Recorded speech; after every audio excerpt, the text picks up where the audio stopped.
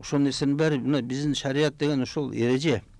Шариат деген жанагы правила дорожного движения сыяктуу ошондой эреже бул.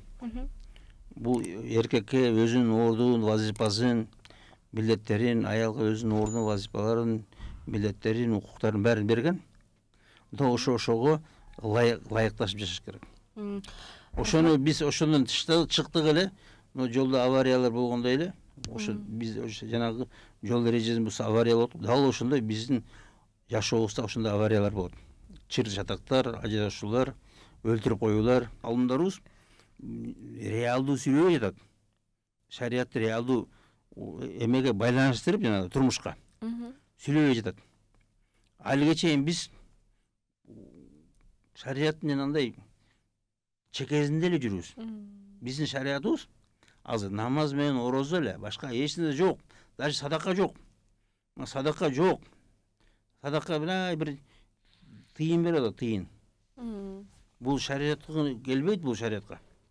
Жанагы Куранда көп жолу момундар жөнүндө айтканда, момундар. Алар дейт намаз окушат. Алар биз бергенден бөлүшөт дейт. Биз берген нематтардан, биз берген ырыскылардан мимма розакнахум юнфикун дейт. Ошо биз берип аткан ырыскылардан бөлүшөт дейт. Бул деген жанагы 30 миң, 20 миң, 30 миң сом алган киши 20 сом бергени бул бөлүшүү эмес бул. Бул мазактоо бул. Биздин туура эмес жүрүшүбүз шариаттан чыгып жүрүшүбүз. Ошонун эмеси кесепети ушундай ар кандай бир проблемалар. А эгерде биз баары шарият менен жүргөн болсок, анда жанагы эреже менен жүрөт го машиналар. Дал ошондой болмок.